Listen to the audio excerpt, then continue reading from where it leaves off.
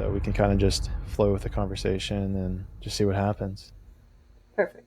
So where are you? You're in Hawaii then, right now? No, I'm actually in San Francisco right now. Oh, okay, cool. Yeah, I was You, just thinking about that today because I'm working with the military and the Department of Defense and stuff, and I was like, it's interesting because even though I didn't have a military parents, but I feel like I lived that lifestyle of like moving a lot. We can talk more about that if you want. But anyway, it's just interesting because I'm so comfortable. Just I'm always in a different place. I feel like no one ever knows where I live. yeah, I think I was listening to one podcast. You were in Hawaii, and then yeah, you're right. You texted me you were in San Francisco, and I guess you're still there. So Yeah. what? But what was it about your? I know you're pretty open about your childhood and everything. So what was it about your childhood that made you feel like you were in a military-esque environment? Well, it's actually the opposite of most military, except for the one part that's similar was a lot of PTSD and traveling a lot. Like those are the common parts, and then the rest was totally the opposite. All the Like my unfortunate parents stuff. were both hippies, and but my both of my grandfathers were in the military. They were both in the war, World War II. My grandfathers, and then but my parents were like the typical. I think that generation like really rebelled against all conformity. I mean, there was two camps, right? It was like in my parents' generation, it was like the baby boomers.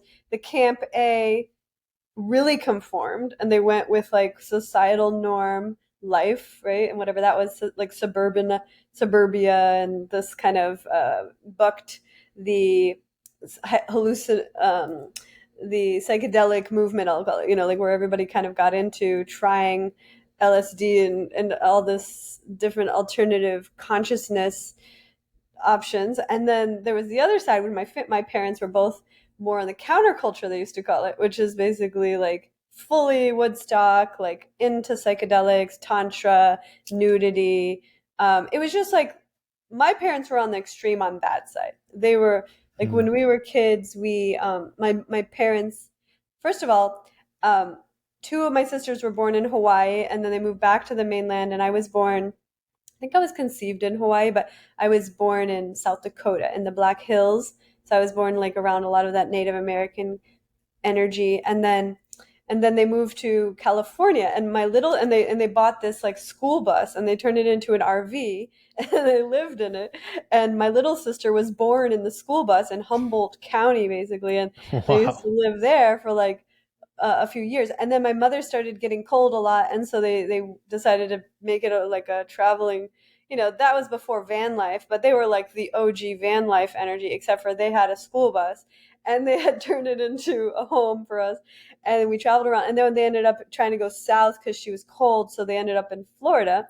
And it was funny because they actually ran out of money, so they just like bought this piece of land in North Florida, and that's where we lived when I was young, and it was going along pretty well. And it's funny because they grew like, I would say like a half an acre of marijuana. Right, this was before it was legal, but like back then, they were always ahead of the time or whatever. And they were, that was like a big part of they saw it as medicine, I'm pretty sure. So my mother, she was an architect. She built our home. Mom and dad built this really cool octagonal house on stilts with all glass. It was basically the kind of dream home that like you'd see on Pinterest now, like this six-sided glass house in the forest. But anyway, so they were like super cool. But then when I was 7, my mother lost her mind. She was combining cocaine, peyote, and alcohol. And that's Oof. not a mix you want to do. Like chemicals do not, with the brain, it's not a good idea. And a lot of people, I think, even in today's age, do not understand, the potential downside, or like the, where it could go if you don't be careful in terms of mixing things. Anyway, she lost her mind when I was 7. She became schizophrenic, and so we ended up in foster care. So that was like when I was 7. So it was kind of like we went from like this like very free, living in the nature, like having this organic lifestyle. And my parents taught us yoga and like really cool, very open-minded spiritual family. And then everything changed after that, and we ended up living with strangers and moving around, and I moved like every few months for like years. And so that's where I feel like it got into what I was calling like similar to militaries, because that we share that commonality, like moving all the time. Because people that didn't move a lot, I don't think they understand how difficult that is. you never develop a strong sense of root and this identity with any one group, because you always know you're probably going to be moving soon. So you're like, okay, well, whatever. So I always made friends easily, but I knew I wasn't going to stay probably in my mind. So I just kind of like was very non-attached in certain ways. And it's interesting because I'm a Cancer, and and it's the opposite of my nature, which is to like want to hold on to things.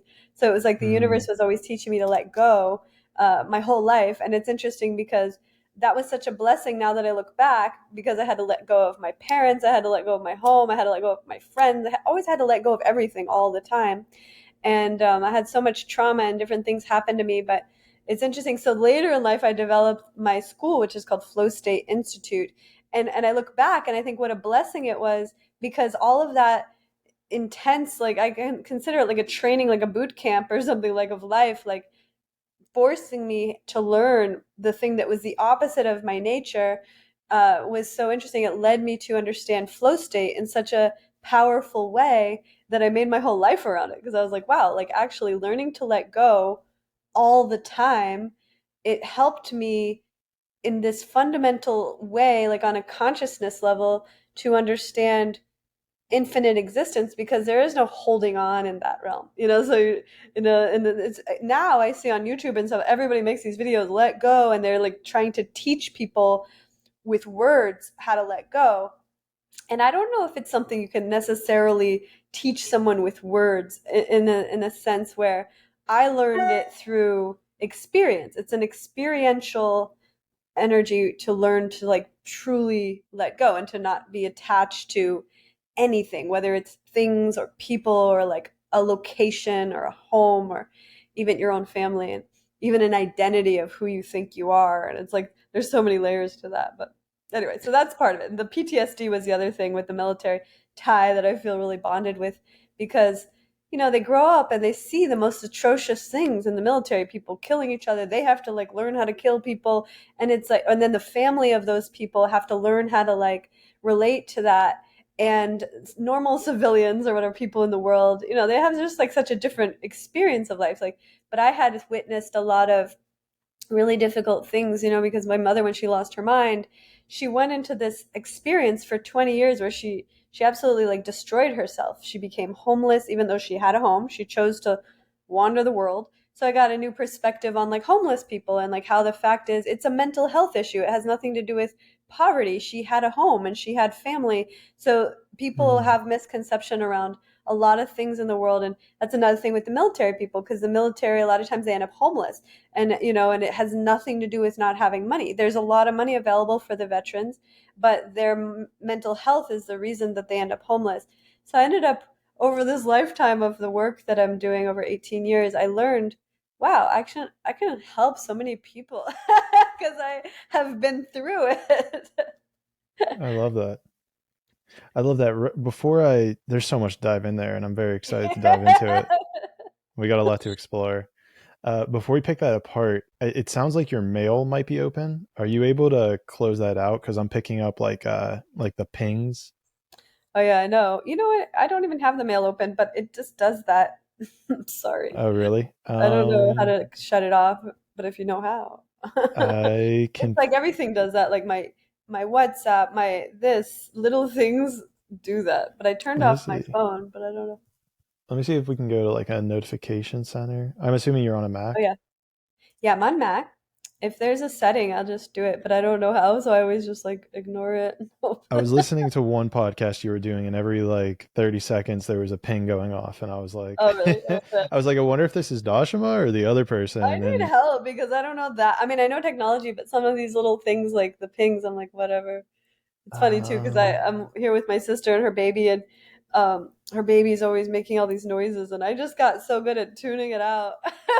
And she's all stressed about it. I'm like, I don't even hear her anymore. And then I realized, well, someone probably does. it's great for you. Yeah, exactly. um, let me see here. That's allow notifications. That's to turn off. How to mute notifications. Oh, maybe there's like do you have a do not disturb? Yeah, let's do that. Can you search do not disturb on? Yeah. Uh, Just on the computer. Yeah, trying to think here. Yeah, if you go, you can type in notifications and focus. Is it do not disturb or notification? Oh, Well, it's going to be under notifications and focus. oh, okay. All And this is right. great for anyone else who might have notifications that they don't want. If you have a MacBook, go to notifications and focus, Okay, then what do you go to? and then click on the focus tab at the top, Okay. and Do then not click on do disturb. not. Yeah, and then just flick that on. Yay. All right, Cool. cool. Okay, it's on. Cool. Now we should be good to dive into your story. Okay, What so is you're it? moving around. Yeah, you got this new perspective on mental illness, and I'm sure from a bunch of different perspectives because, like you're saying, you're seeing what it's like to be homeless, or I guess at least with a van, and then you even had kind of that episode with your mother where she found herself experimenting with all these different chemicals at the same time, and so I guess in your mind, then you see that mental health is very tied to I guess money in general. I mean, is it money that we end up homeless, or is there No, like no, it's not money. so She what's has that money. tie there? Okay, so then what's that tie there? I'm No, missing the something. thing with there's a couple reasons why people become homeless. I mean, I'm not gonna say they're all the same, but for her, she had money and she had a home and she had family. So that is why I'm saying it had nothing to do with not having a home or money. She had all that, and she chose to be homeless. So there was a couple layers. I'll give you the big story. This is a deep story. I mean, this is like it took me my whole life to heal from this. Now, when you hear me saying the story with a smile and laughing, that's a good sign. It shows that I actually healed it because there was a point when I would tell the story I would want to cry.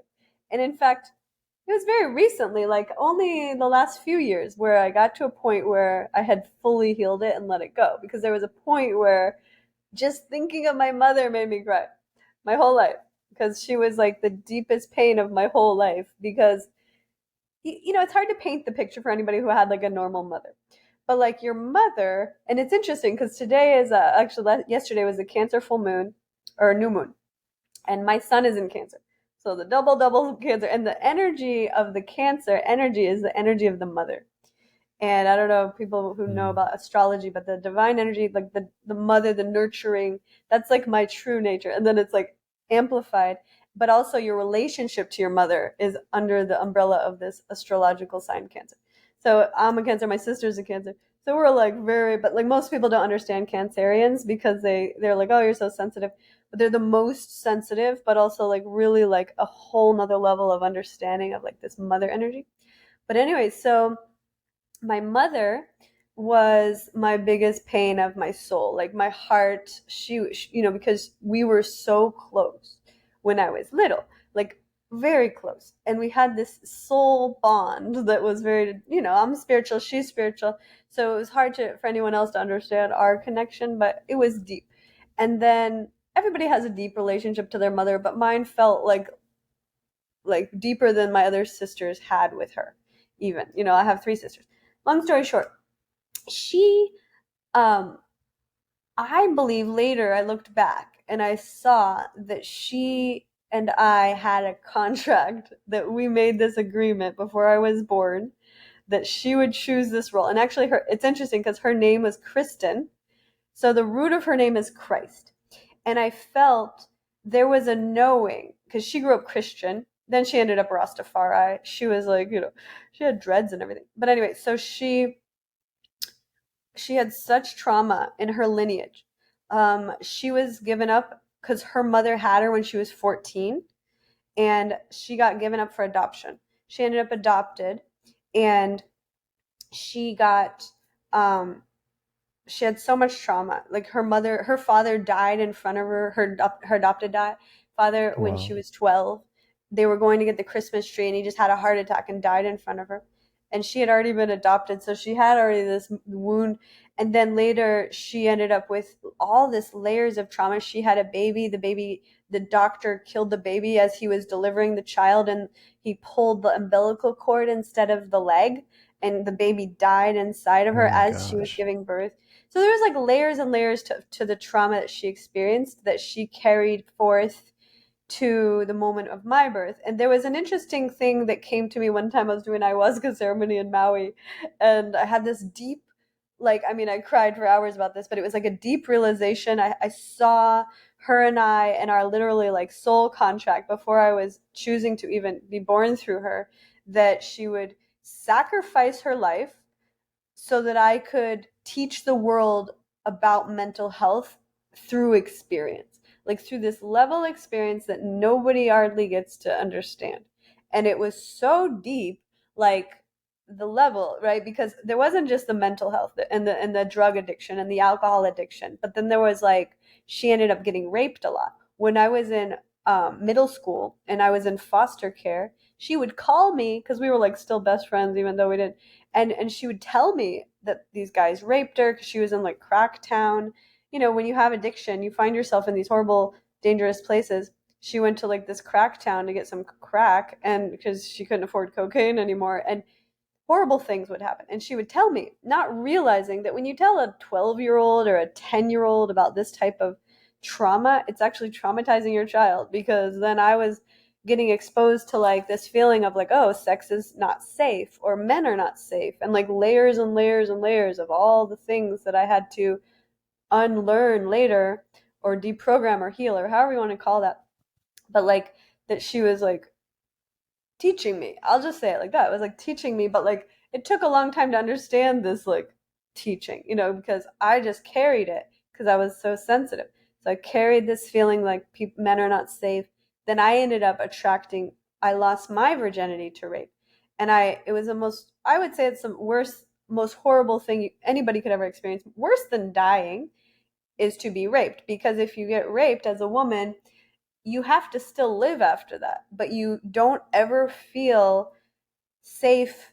And there's this deep feeling of worthlessness that happens after that, where you're like, wow, I'm not even worth anything. Like, it took me so long to heal that. And so it was only recently in the last little couple years that I went through this healing journey in India, and actually I saw that the root of all of that was coming from my ancestors. That was like thousands of years in Egypt. My Jewish ancestry had been, all of them had been slaves in Egypt, because you know the Jewish people they were enslaved. And then, long story short, when everybody's a slave, all the women get raped in slavery. Like, that's a part of, like, everybody knows that's what happens there.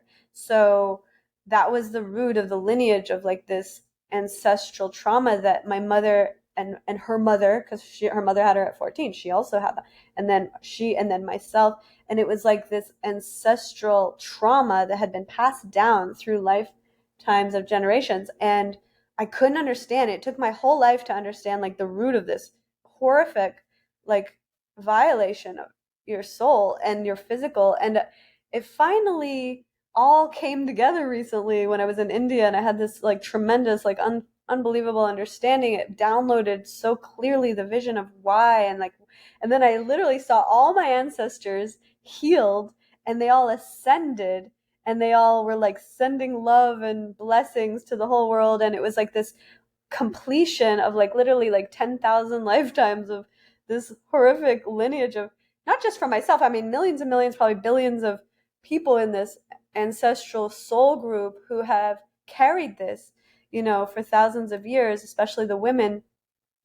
And it got me really empowered in a way, because I realized I got to help people with this. Like, it's not something I can keep to myself. Like, oh yeah, I'm so glad that's over. Like, it's too big. And so I've been trying to figure out how to really help people with this understanding. And then, so I started working more with the, you know, I've always worked with the military and the veterans and stuff, but like started really focusing more on that, because I realized that's a group that has this, their soul group Hmm. has also this, which is a lot of them also have violence, sexual assault, whatever. Like PTSD is the biggest thing that they all have in common. And I thought, how interesting. And I also have like this military family, even though my grandparents, it was my grandfather's, not my direct father in the military. But I started to see, because I was always trying to find, like, I'm such a spiritual person, I tend to gravitate to all these spiritual people, and then I'm like, but they didn't necessarily all understand the depth of this pain that I had went through, or the trauma that I had overcome, or like the understanding of the wisdom that I've gained from all that. And I've always been trying to find, like, who could get me? I'm like so deep, and everybody always thought like I was this Jewish American princess because I look really like normal. And then I was like, how can I communicate the depth of this? So like, it's it's not easy to. I'm still trying to find the words really, but anyway, that's a little bit of a deep exploration and a part of that story. No, I love the deep exploration. I love the deep like depth that you went to there. So thank you for going there. Again, a lot to unpack. um, but I'm really interested in the moment. It sounded like the most powerful moment in there was when you were in India and you had this vision or this situation where you saw generations of maybe past women or past spirits that have experienced this traumatic tension. And I know there's a lot of talking about healing generational trauma, and that's kind of what we're doing and whatnot. But can you walk me through that moment? Like, how was this induced? Was this like a culmination of you working through your own trauma? Were you sober when this happened? Like what happened there? Yeah, thank you. Well, it was actually, like I said, I would say it was a culmination of 18 years of spiritual healing and work. I mean, everything from 200 ayahuasca ceremonies to like, practicing yoga and meditation and Kundalini Kriyas every day for 18 years. But it got me to this point where I was guided, and I've been working with the Oneness temple in India. So there's this really phenomenal place that I recommend everybody. Actually, I started to partner with them now, and I send my advanced yoga teacher training students to go there because it's just so profound. It combines everything that I've always believed and practiced and taught, but like it's done so next level that I'm like, I'll leave that to them. Like they got a machine going with this. It's so good. They have this huge like $100 million white marble temple in India, and then it's all based on like the sacred geometry, Fibonacci. It's aligned with all 9 planets. It's like so dialed in to like a vortex. And then they can fit like thousands of people there at once, like accommodating them all. And you can have this like huge group come together and heal. And they do this like profound experience where you do like every morning, it's like 4 a.m. meditation, kriyas, yoga, breath work, like constantly ceremonies, puja, mantra, like all these things all day long every day for between 2 weeks to 4 weeks. So I went for just 2 weeks. But anyway, so it was powerful because I just knew that my soul was ready for this. I had been doing a number of other things leading up to that, because they also do like they do a 4 day thing in the US. You can do the 4 day thing. It's called FOA, Field of Awakening, and they have one coming up in LA in September. But and then they do the longer stuff in India. But anyway, so I had done the FOA. It was very healing. It brought me into this awareness that there was even more to look at in my ancestral healing. I've been doing a lot of ancestral healing for many years, but this brought me to this awareness that there was some very specific things that I could access, and I felt like I needed extra help to get there. I'll just say that, because it's harder to get there on your own. Like a lot of, teachers and healers and masters, it's like to heal other people is actually easier because you can see them from a different perspective. But like to go into your own self, sometimes it's really nice to just be in the receiving position of like allowing somebody to guide you through that. So that's what happened. And I went to India, and it was interesting because I was just ready. I had gone through a series of very difficult things that led me to be totally ready, and I had just taught because I have a school and I certify yoga teachers. So I was leading one of my yoga training retreats in Bali, and then I went straight from there directly to India, and I just went. And on day 2, I did this kriya, and it like activated this deep healing portal that, I mean, it was more powerful than any plant medicine I've ever done. It was like literally, it just opened this portal of vision and seeing, like, literally, like I said, like millions of these ancestors And in you're my sober? lineage in Egypt. What's that? And you're sober for this? Everything's sober. Yeah, you're just Okay. doing yoga and kriyas. You know what kriyas are, right? Yeah, I'm just Yeah. You're verifying. just so yeah, you're just doing your kriya, breathing and like moving yourself around in Casually this doing Kriya. repetitive way. Like, but it was like, you had to do it 4 a.m. It was very early. You have to do very specific. But anyway, so doing this kriya, and then all of a sudden it just activated this vision of like these millions of ancestors, because I had been really trying to understand how to get to the root of this, like I said, this rape trauma that had come through my lineage, and it had affected my entire life in every way. Like nobody can understand that unless you've been through it, but it was so deep that I was like, how do I get to that? Like not even ayahuasca could get me to it. It was just like deeper than anything you could ever access with anything that I had done before. And I had gotten on the periphery, but I had never gotten to the core of it.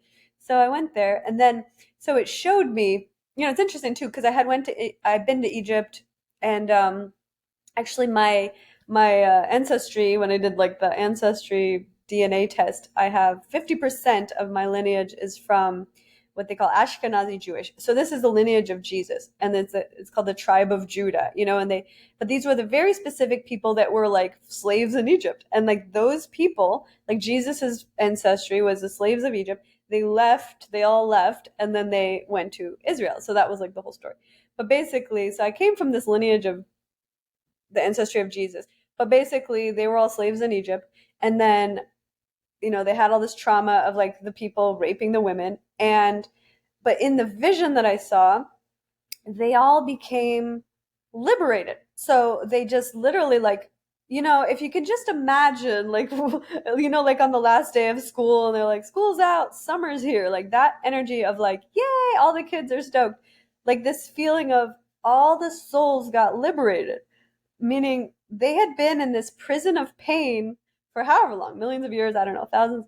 And they had been in this pain of like, why me? And like, why did we all have to go through this? Like, what did we do? Kind of thing, because if you look at it, like, what could they have done, like to all deserve that, right? And you try to like rationalize it with like philosophies of karma or anything, and it just makes no sense.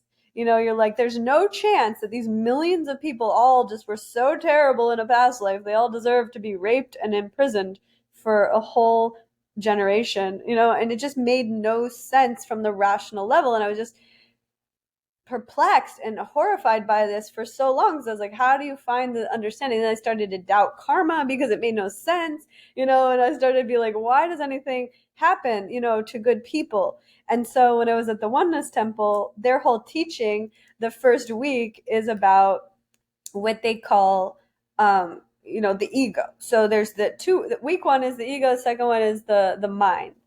And the ego is interesting because there's 6 levels of the ego that they teach about. And one of the levels, okay, so the first 5, I didn't feel there was any resonance. I was like, yeah, I don't really have an ego. The world has really helped me to let that go in all the ways that it can do. But there was one piece that was there my whole life, and I never understood. They call it the passive ego. The passive ego is actually the ego that, we'll call it the victim. So the ego that feels like, why do bad things keep happening to me? And like that, the perpetuation of it because of this feeling, right? So the feeling is all these bad things keep happening to me, and they're as a result of that, because of the universal law of attraction, like then you keep having more bad things happening to you. And even though you're like a good person and you're like, why, and it's like this, nice person thing. Like, a lot of times like nice people are treated badly, right? So it's like, it's not that they deserve it, but they're actually creating it on such a level because there's an energy around this why me feeling that keeps perpetuating it. And so this was called the passive victim ego.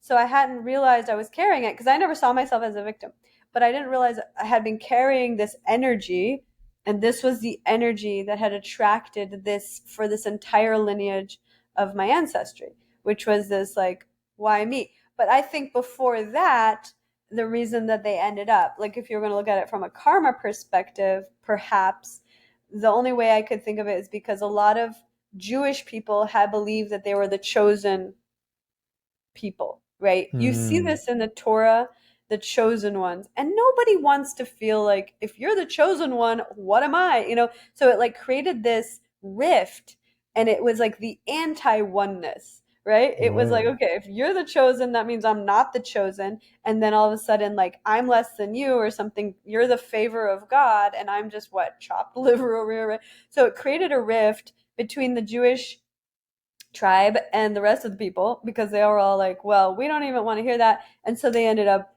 enslaving them, and then later Hitler did it, and like they just had like many of these throughout history lessons that they had to go through in order to, I don't know if the ancestry of Jewish has really ever learned it fully, but like this lesson of like, we're all one. So there's no chance that like there's one group that's the chosen ones, because we're all one. But because of the way that that whole thing played out throughout history, then they felt victim, because they were like, we're such good people, why do we keep getting enslaved or raped or killed in the Holocaust or any of these horrible atrocities that have happened to the Jewish people and the anti-Semitism. But the core of it came from this rift that was created from like them somehow declaring that they were the chosen ones, and it created this like huge ancestral, like continual experience of different types of trauma. And so anyway, this all revealed itself day two of the thing. And I was just like, oh my God. And then I got so sick, and I got this respiratory infection. And that night I was so ill, and I couldn't sleep because I'd cried the whole day. I couldn't sleep. And my whole body was in so much pain of like, I felt what it must feel like when somebody kills himself because they're in so much pain. They just want to end the pain. And they're like, I got to get out of this pain. Like, you can't get away from yourself. And it's in you. And it was in my bones. It was in every cell, just pain. And I was like, couldn't sleep. And I'm like in pain. And I couldn't even breathe my way through it. And I was like, experienced that night. And then the next day, I couldn't even hardly walk. And I got up, and they took me to the doctor, and I ended up getting medicine and stuff. And but I was sick for most of the trip.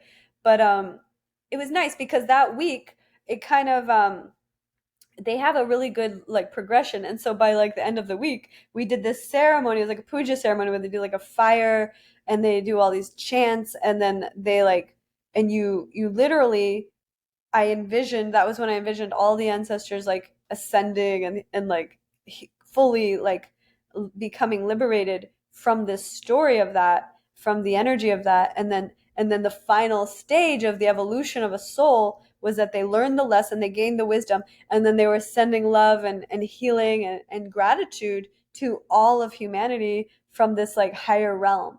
And so that was like the journey that I went through. And this was like in February.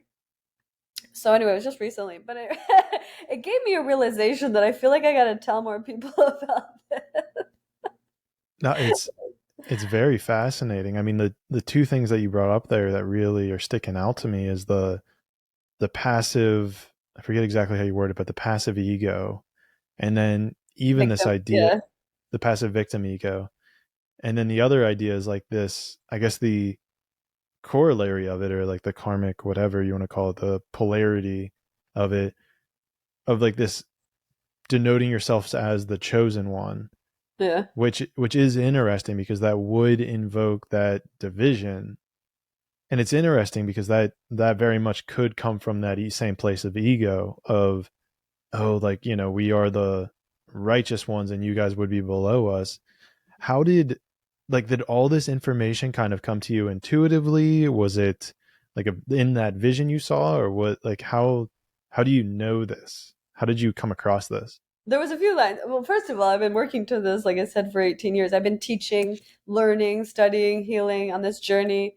Um, very intently for 18 years. But before that, I was always, even as a kid, like I said, because my parents were like, I mean, they were the OG, like, don't do vaccine, people. So, like, they were like really ahead of the curve on many things. But um, yeah, so I kind of had been developing this towards, but the actual exact thing that you're saying happened there in India. So they teach that part about the six types of ego. And for me, I had a deep knowing. I'm a very intuitive, like I said, that's why I started talking about like cancer and like the intuitive side of just who I am. I'm just like extraordinarily intuitive. So I could feel immediately when I heard about this passive victim ego, that was the reason. That was the only one that I could identify with. The rest of the ego Mm. imbalances that they described, I was like, I don't have that. I don't have that. Like aggression, anger. Like there are different ways that ego shows up that ruins your life. And it wasn't doing that with a lot of those. I'm not an angry person. I'm not a violent person. I'm not jealous, all these things. I don't have it. So, but I mean, maybe I had little pieces of it, but I've worked through it. But this was the one that I was like, that's the thing. Because it was like, it's also tied to that like people pleasing or like I tried to be nice or any of those energies are coming from this passive victim ego, which is like, I don't want people to not like me. So I'm going to do this or this to like please everyone. And even if it's at my own detriment. And then you see how that plays out. But I agree with you. The Jewish people specifically had this other one, perhaps throughout history, which is not passive victim ego. It includes that, but it was more of a superiority complex somehow that they were expressing through their feeling that they're the chosen. And then that had created this many, many years, thousands of years, however you want to say it, of violence, oppression, and all sorts of imprisonments and things that was specifically designed by the creator to teach these lessons. You try to rationalize, well, why does an entire soul group need to go through this like atrocity? You look at even Ukraine right now. Like my friend, he has a huge charity. He's working a lot with Ukraine.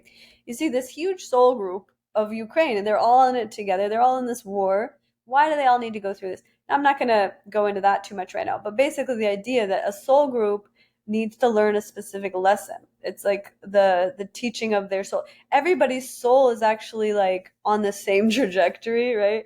All leading back to the source. So, but like if a soul group or even an individual, it could be anything, like whatever, but I'm just looking at groups right now because we're talking about ancestry. But if a soul group needs to learn a very specific lesson in order to like we'll say graduate to that next level of like wisdom and soul evolution, that they'll choose to do it together for whatever reason. It's like a whole thing. And so then this was one of the big lessons that this specific soul group of my ancestry needed to learn, which was the ego part, right? To like not feel like the superiority, like I am the gift of God. And if I am, you are too. That's the only thing. Like I am and you are too, instead of I am, but you're not. Like that is the problem. The I am, but you're not. Because that's the division and the separation. So like the unity or the oneness consciousness is I am and you are too. And that's the evolution of the I am and you're not energy of like being chosen by God. We all are. So that's my understanding. Like the knowing that I have is not that we aren't, but we all are, instead of I am, but you're not. So that's the part they needed to learn, I guess, or we all need to learn. But that was a very specific school of life that they had to learn it through, like a very difficult, Mm. challenging way of learning that. I hope that it's fully integrated or learning at this point, because nobody wants to go through that kind of stuff again. And as you can see with Ukraine, it's very possible, even in today's day and age, that a whole soul group will have to go through something big again, or at this stage, because there needs to be some lessons, who knows what. But basically, it's strengthening the soul, and it's teaching the wisdom, and it's bringing all the beings closer to God. So that's what these adversity situations are always doing. And so, but the knowing of that was just downloaded so distinct. I mean, there wasn't even like a question, it wasn't like, oh, I wonder what this is meaning. I was like, okay, I get it. And then the I'm very visual, and I get like very distinct messages from spirit. So it's like, this is the meaning, this is why you're here. Like, but then I'm very good at allowing the energy to process. So it's just like this deep integration portal where it was like probably one of the first times I've ever been in a group of that size, because there's like 500 people from around the world all doing this together, and I'm just crying openly all day every day around these people, and they were so sweet and helping me, because I'm usually the leader and I'm usually the teacher and I'm usually, the one that's being strong, holding space for everybody else. So in that situation, it was more like, it was really refreshing to just feel the support of the tribe in that way. And I've done that before in different settings, but this was probably the one of the biggest ones that I ever did in that way. But yeah, it was just so clear. So there wasn't like any doubt or it just was obvious to me. It really resonated with you. Yeah. And what, so like even in the context of all this that we're talking about, we're talking about some pretty horrific things, from slavery to mass raping to even just present day like wars. And it sounds like you've gotten to the point where you see it as, and I don't want to put words in your mouth, but almost as there are lessons within these things to learn. How Yeah. how did you make this pivot? Or because I feel like it's maybe more common to view these things as like they're terrible events that should never happen. These are terrible. We should never put up for it. There's no reason for it. Like what, like where is it that you made a pivot maybe in your life to view these things more as lessons as opposed to horrific events that should just never happen? Well, there's a knowing about evolution, right? That I think there's a saying that goes, blue skies never make the strong sailor. Have you heard that? Not that one specifically. Okay, No. so it's the idea that you're not going to reach your full potential with the easy path. If you're just sitting in the comfort zone and everything's good, you're going to be just where you are. Like there's not a lot of growth there, right? So growth happens through adversity. Like one of my favorite metaphors for that is the lotus flower, right? The lotus flower bulb, which is the seed of the flower, they actually put that in this murky pond, right? It's this mud pond with a lot of worms and gross stuff in there. You can't even see because it's brown. But they put the bulb in there, and it could take months or even years before anything is visible above the water. So within that environment, all of the growth happens. That's when the bulb transforms and alchemizes into what later blossoms to become the most pristine, beautiful flower in the whole world. Like this white, magnificent lotus flower. They have pink ones, or, there's blue ones as well. But the lotus is so beautiful when it finally comes above the waterline. But everything that's happening below the waterline is that mud. It's like the mud is what makes it purifies it to a point where it becomes this pristine, and it's actually the symbol of consciousness. So the lotus is a symbol of consciousness. And when they talk about the awakening of consciousness, and in yoga they talk about the the petals of the lotus. So the first chakra is 4 petals, and then the second one is 6, and they go more and more. But it's like the crown chakra is 1,000,000 petals or 1,000 petals, and so it's showing like the more petals, the more blossoming, the higher consciousness.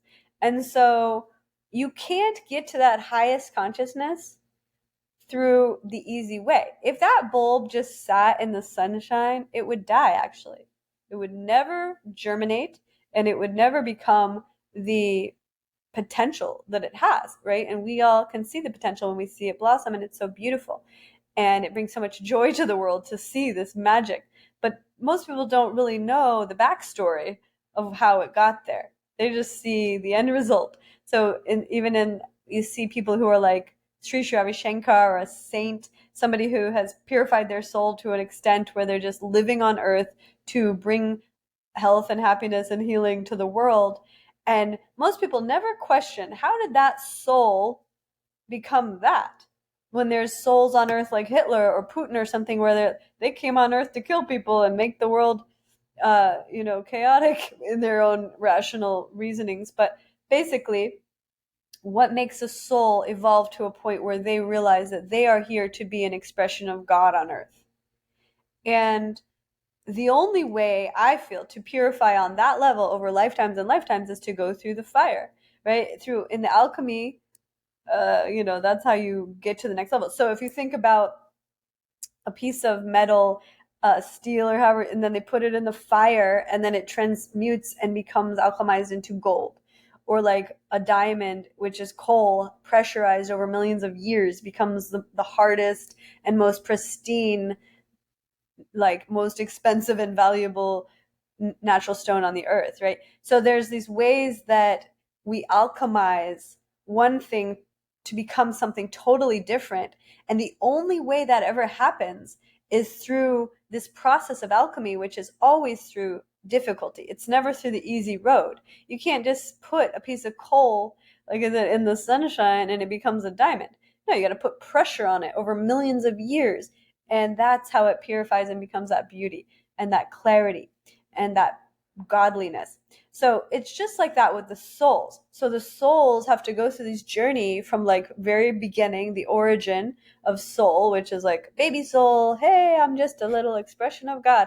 And then all of a sudden, forged through the difficulties, through these adversities, through the learning lessons, through the wisdom growth opportunities over maybe thousands of lifetimes or whatever, that it becomes forged to become the purified expression of God on earth, or maybe in other planets, I don't know, but anyway, but basically in this we're talking about on earth. And that's how I see it. So instead of seeing it like these atrocities, although they are, right, there's like the level of mind that can process what happens in the earth plane, and we have to put it into a category, good or bad, because that's how we process information, that's how we make decisions, that's how we choose how to be more pure, right, or more vile. That's how we make certain decisions on this plane of existence. But when we go outside of that into the higher realms where the existence is pure consciousness, and then we can't see any of this right or wrong, we see it as, okay, what is it, what is the intention behind this energy? And if you see it that way, you say, wow, okay, so this mass soul group lesson that's happening, that's difficult, this challenge is forging them to become closer to God, more purified, more godlike, more in the divine nature. And it's like the same thing, that pressure of the coal into the diamond, it's happening on the soul. And the ones that learn the lesson rise up. And I really believe that could be why this is just my own opinion, but could be why half of the richest people on the earth are all Jewish now, even though the proportion of Jewish people is very small in comparison to the total population on earth. But they're the richest people, and they tend to be the most powerful and have the most, you know, they've just done so many things. And it's interesting to see, because people be like, oh, these Jewish people, why do they have all the money? I don't think it's about the money. I think that those souls evolve to a point where they learn certain lessons and codes, especially my friends and even in my family, people that are truly living in alignment with the Kabbalah or the Zohar, the principles of the sacred geometry of life, that there is an element of alignment with God's directions, God's like guidance, that if you get into that alignment, then you can have access to like this godly amount of wealth.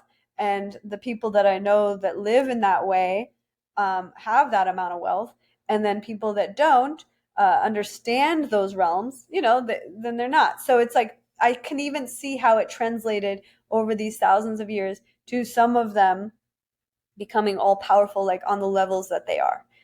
And it's interesting to see. So then you could see like, okay, so it wasn't all for nothing, right? It wasn't like they had to suffer for thousands of years and then, not to say, and then finally one lifetime they got to be rich. It wasn't about the money, but it was about that you unlock that next level of integrating this lesson on a wisdom soul consciousness level in order to be able to be a greater vessel to serve humanity with this wisdom that's gained through this type of being forged through the fire of difficulty. So if you look at it that way, then you wouldn't say, oh, there's like This should not happen. How could you say something shouldn't happen? It's like if you're a child and you fall down. Oh, I don't want my kid to fall down. Well, that's how they learn how to walk. If they never fall down, they never learn how to get back up, right? So, like, these are the things that when you start to see them from a different perspective, you say, oh, okay, so even though it's like the most horrific thing, we'll call it like what I described, the Egyptian slavery and all the rape and everything. It's the most horrific thing, but let's just say, what if that experience guided those souls to become so much closer in the semblance of like true purity and divine godliness that they could actually come back to the earth and serve humanity in ways that wouldn't have been possible if they didn't have that experience directly? So then, would you say that that was something that, shouldn't have happened because it's atrocious? Or would you say, wow, what a blessing, first of all, that I made it through, or that they made it through, and then secondly, the wisdom that I gained and the power that we have to get to a point where even if something's like so deeply damaging on a traumatic soul level and physically and all the levels, that you could get to a point where you literally integrate the lesson and the wisdom on so many dimensions that you can completely let it go and just actually be grateful for it and look back and be like, wow. It's like when you climb Mount Everest and maybe you almost died 20 times on the way, but like you get to the top and you're like, whoa, like I made it, like amazing, I'm alive and I didn't die, even though I almost died a lot. And then you're like, celebrate, and like it unlocks a whole new level of your soul and your consciousness to have made it through such difficulty and to be able to have risen to that level and to now have within you something that no one can ever take away, which is this eternal infinite power that you gain from knowing, if I can make it through that, then I can make it through anything. And you just unlock this whole nother level of consciousness that isn't available to people who read about this in books or, just meditate and kind of like somehow connect to spirit. But it's like there's there's a pathway that leads you there that unlocks this depth that only comes from those experiences. Well, I'll tell you what, I'm down for the eternal infinite power. Oh, That good. sounds fun. Yeah, you gotta get in on it. You gotta get in on it. Everybody's gotta get in on I'm trying to it. travel there. Well, it's available um, to everybody. All I'm saying is when you think about your challenges of life, and not, I'm just speaking from my experience, but like everybody has their own, right? Like I think about Oprah because she was one of my hugest inspirations, and she had a similar thing, but the black people had their own version of that as global slavery, and they had a total version of it, right? So I have this very strong relationship to the black ancestry who had a similar journey, but when I hear her speak and she says, I don't stand alone in front of you. I stand with 10,000 of my ancestors, and I'm here today to be able to represent all 10,000 or million or however many you want to think of, but I'm representing all my ancestors and I am never alone and I'm so strong because we stand together. And now I stand on the shoulder of these, and I'm going to gain from the wisdom that they had to experience those tragedies and the traumas and everything to get to, so that I could be born, and even the traumas that I had to experience so that I could gain the wisdom, so that now I can be a vessel of God's wisdom and God's message of hope and peace and happiness and healing. And that can only come through a human voice in this earth. You can tune into God, but like when you hear it from a voice of another person, there's a direct relationship connection that you form at the heart level, that you say, oh, wow, this person has been through it too. I'm not alone. And that starts creating a thread of unity and like oneness consciousness that is so healing that it's necessary on this earth. So that's one of the reasons that souls had to get through all that and then come back and be the voice of that. okay. Does that make I sense? find, yeah, at some level.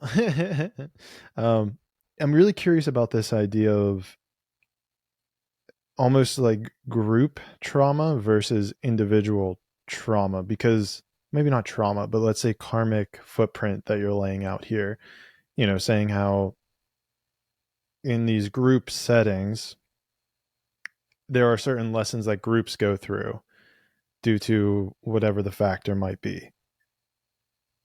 And I'm trying to wrap my head around how I try to look at the world from the most individualistic viewpoint possible. You know, it's about the individual, it's not about the group. How does that almost relate to what we're talking about here in regards to, well, if the group did something, then it's the group that needs to reap what they sow as opposed to the individual? Well, let me ask you, do you feel that there are soul groups that go through these common situations together? Do you agree with that? I mean, Well, do you I guess notice I that? don't really know. I definitely would agree that there are people who, like your situation, have had traumatic experiences in their lives that certainly align, right? Whether it's rape, poverty, you know, there's certainly people who fit those individual categories. But I'm saying, like, for example, what's your ancestry, like your lineage? Do you know? From Italy. I think I'm Ashkenazi Jew as well. It's like a small percentage. My mom's side of the family was in America for since like the Revolutionary War, and then my dad was Italian for I don't know how long, thousands of years. Okay. So the Italians had their own thing, right? So they were on the other side because the Italians were, they had Rome, right? They were the like power of the planet for a while. But their ego ruined it when they're like, oh, they thought they were the thing, and then they were, and then kind of like what's happening with America lately, like America used to be the world power, and then it's the same as the Jewish people, like I'm the chosen one. It's like when you think you're the king of the world, that's when like God is gonna humble the whole group. So then they lost all the power, right? They lost everything. They like Rome got destroyed. They were no longer the power. And now, although trust me, I love Italians and I had some Italian boyfriends, I always think like love Italian guys. They're great. But like the food, everything is good about the culture. But what I'm saying is that there was an element of ego that they had to get humbled on such a level that they went from world power and now they're not even in the top 10 in terms of, we'll call it world power, global economy. The main thing they're known for is their food, their tourism, and their fashion, which is good. Those are all great. But I'm saying they're not a world power on the level that they used to be number one, and then they're not, right? So like they had to get humbled, and it didn't. I think it wasn't as deep as what happened with the Jewish ancestors with the slavery and the this. I mean, the black people and the Jewish had to go through it on a level that no, not very many people did, right? But like there's other groups, so we'll look at the Italian group and we just say those guys had to go through it. They lost all their power. It's like somebody who's a billionaire and then they lose all their money. It's just like humbling. Now you got to Hmm. scrape it together, live with your sister or whatever, and you got to like figure it out. Well, that's humbling. It's not to the point where you have to do such deep, I mean, you still have to do some deep soul work around, okay, my relationship to ego, my relationship to superiority, like oneness. It's always leading back to the same thing, which is if you have developed a superiority above others, meaning you think you're above others, you're the king, so everybody else is like below that. That is an ego imbalance. So the soul is going to get humbled so that it can learn oneness. Oneness is nobody's above anyone else. We're all souls. Some are more, let's say, evolved or something. Some have learned certain lessons about wealth. Some have learned certain lessons about health. Some have learned certain lessons about property. But there's no like above or below in souls. Souls are all one energy. They're a soul. So, like, the learning of that, when the ego's too inflated, it gets humbled. So that's Hmm. the Italian, we'll call it heritage or ancestry, has had to learn that. And then they came back with still a lot of style and flair, so they didn't have to get humbled in, but it was still difficult, I think. Like the Italian people I know, they know that they're no longer the world power, and they can feel that on an ancestral level. I feel that a lot of them want to come to the US because the US is the world power, right? So then they still have this seeking of I'm gonna get back there anyway, which is fine because in the end of the day, we're all ascending to the next, whatever the next level is. So, but it's like a knowing coming from like a humble place of like, I'm not the top, but I'm going to move to America. I'm going to climb to the top. Or the ones that are still in Italy, they find their way. But it's basically learning that you have to work your way to get there. Whereas there was a time when they were just there. Does that make sense? Yeah, it feels like there's almost this cultural stigma or thought process or ideology that pervades a group, whether it's a nationality or a specific skin Story. color or Yeah, it's a specific storyline. religion. What's that? It's a storyline that they've been engaged in collectively over a period. Hmm. And you look at it now, like if you're an Italian American, right? So we'll call it, right? So you're American, right? Yeah. Yeah, Yeah. okay. So you're what we call Italian American, meaning you have majority of ancestry is this one group, but you're here. But like, so I think that the people in America don't feel it as much because you're not really connecting to any roots that much, unless you have your grandparents are still around, and then you feel that energy from them because they generally carry these codes because they just embody that. Whereas in the modern culture, people always want to try to like kind of drop their culture and be homogenized for some reason. But anyway, so what I've noticed is that the people who like in our generation, they don't connect as much as to the ancestry because they're just living in this very homogenized, what we'll call Americanized culture, where it's like, oh, I'm an American, I'm not an Italian. But if you just look at the ancestry itself, that's when you start to look at your storyline. And then you can look at the others in that group and look at the collective storyline. What has this collective storyline been? How has it been unfolding from the beginning, the origin of time? And what was the story back then? How did it evolve? And where is it now? And that's when you see what this collective story is of the ancestry. And I would say that the like going to the military thing for a second, I think that there's even been throughout history military soul group. And I don't know because I don't think I was ever in the military, but I'm a family of that. So I think that it was in my ancestry in the periphery, but it wasn't my story directly. But I'm very connected to them because I had a similar learning curve, even though it was through different way of learning it. But like whatever it is. So let's say, another example, like I said earlier, is like black people, African American, or even just the ones in Africa and their whole slavery story. They're the most common to really understand that in the modern time because they still talk about it, they still relate to it, they still feel it. And I don't know if you have black friends, but like you hear it and you know that it's a deep wound.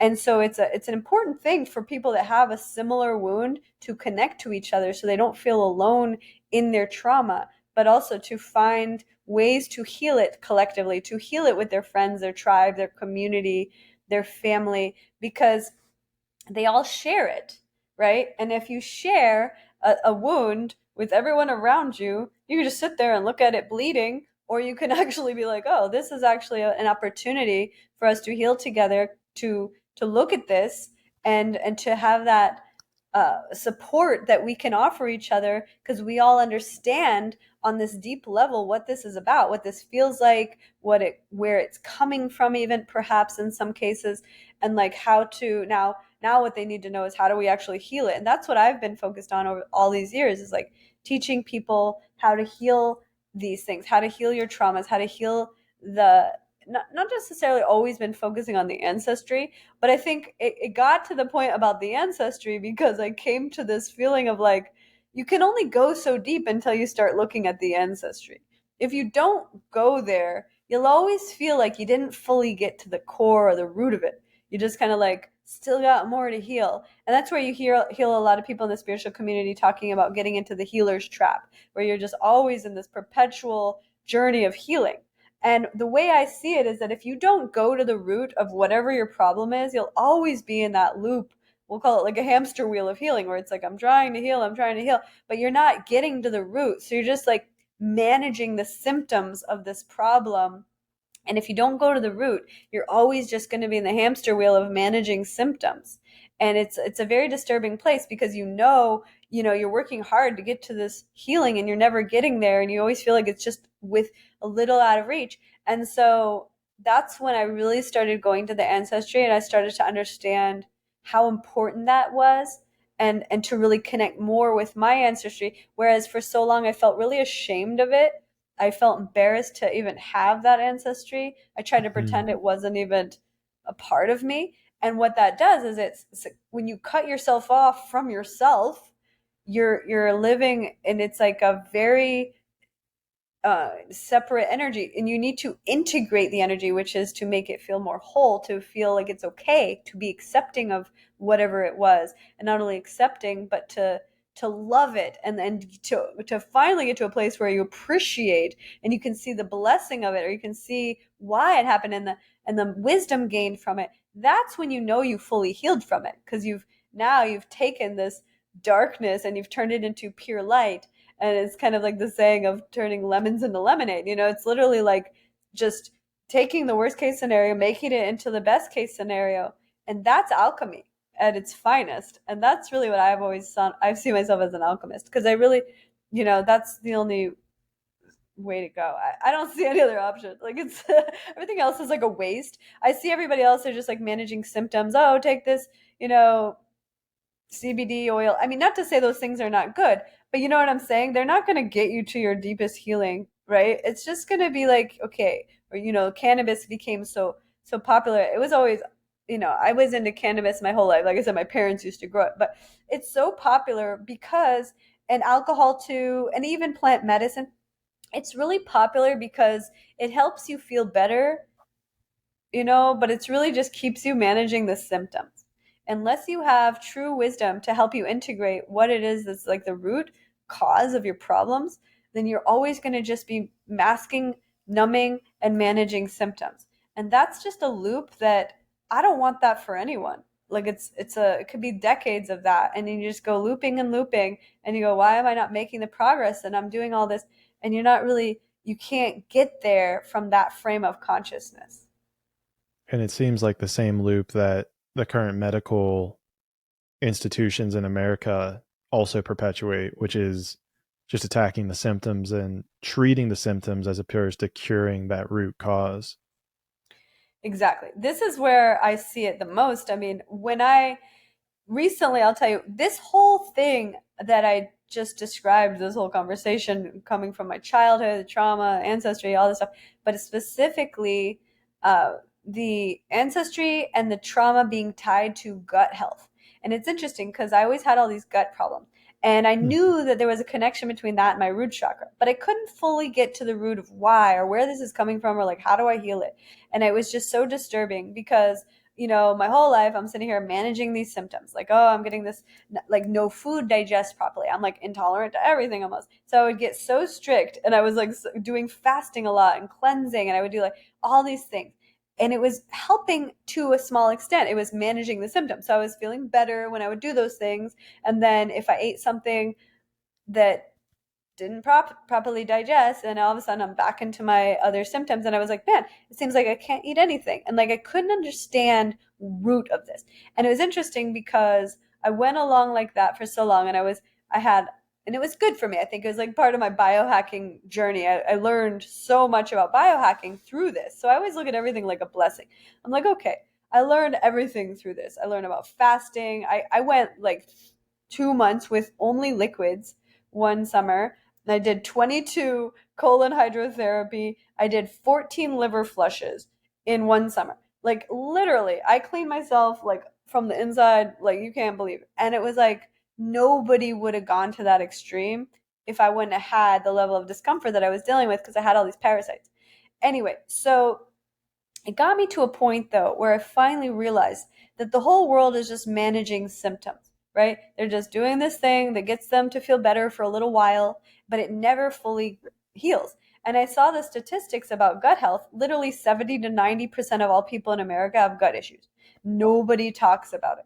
But the correlation between the gut issues and this trauma, specifically inner child trauma and or anything to do with the root chakra, like moving a lot, having any kind of sexual or violation, poverty in your family, any of these things are all root chakra issues. not feeling safe and secure, not having your needs met, and not feeling the support that you need to be able to manifest whatever you need in life. So I had a lot of that, and it affected me, and I knew there was a relationship between this gut health and these stories of my child, and I'd been working through that for many years. But finally, a friend of mine who is a billionaire, he's actually like so smart, and he's really into biohacking, and he told me about this thing that he did that he felt was like the ultimate biohack for your gut, and it's called FMT. And FMT, it stands for fecal matter transplant. So it's basically the grossest thing that you could talk about, but basically it's like I think I you saw a South literally Park episode on this. yeah, like it's crazy. Nobody talks about it, but it's interesting. So it's like you take somebody who has healthy gut and you implant basically their microbiome in yours, basically, with taking their poop, putting it in yours. But it literally has a 90+% success rate for permanently healing gut issues. And it's interesting because most people are just managing symptoms, right? They're taking laxatives or they're taking this enzyme and they're hoping that this is going to fix it. It never does. And the reason it doesn't fix it is because the microbiome itself is so damaged in our culture in America from things such as vaccines, antibiotics, the fluoride in the water, pesticides, GMO, toxins, stress, trauma, all of those things have destroyed what we would call the microbiome of like 90% of people's gut. So they're wondering, why can't I digest the food properly? Well, the food itself is poisoned because of the pesticides and all these other things. But like besides for that, even if you have pure organic food, which I always do, it's still, if you have had antibiotics or like I said, vaccines or any of these other like things that I just described ever in your life, it has poured like toxins into the microbiome. And your microbiome is this very sensitive environment of like a very perfect balance of like certain bacteria that's needed in order for things to thrive. And if you don't have the right balance in there, you can be like totally messed up and not know it. So I finally found a really good doctor, and he got me to do this gut test, and it showed me all of the imbalances in my microbiome, and I was able to see that. And then we're fixing it. I'm actually in the process of it. I started the FMT thing. It was a huge leap because I was You're like so doing it. grossed out by it. I was like, oh, that's weird. But Oh, then now I'm like so into it because I'm like, you know what? How else are you going to replace your microbiome? I mean, this is a very strange, but like actually cutting edge way. And the FDA now, they've patented their own one, and they're going to start offering it. what? And it's a capsule, and it's microbiome, it's FMT, but basically they're only allowing it for people that have this thing called C. diff. But I think eventually it'll be available for everybody. It's even covered by insurance if you have C. diff. But C. diff is just one of these bacteria that can get out of balance. They'll give you the protocol, and you can heal that with these. And the FDA approved it. It's going to be pharmaceutical grade. But Oh my now, so we're gosh. just at the baby stage of this. Like, this is the reason that the FDA is not, promoting it yet, I think, is because they don't want everybody to jump on board, because this is going to actually heal people's gut. And they just spent decades like destroying everyone's gut, basically. So, now it's like, all right, but they're going to make a lot of money off of it because that one from the FDA, I think it's starting at 9,000. But basically, whatever it costs, right? Because if you can heal your gut, you heal your life, because your gut is where you produce 90% of your happiness hormones, serotonin, dopamine, all of the health and happiness is literally coming from the gut. So people that have depression, anxiety, all these problems, sometimes it's because of the mind, but a lot of it's coming actually from the gut.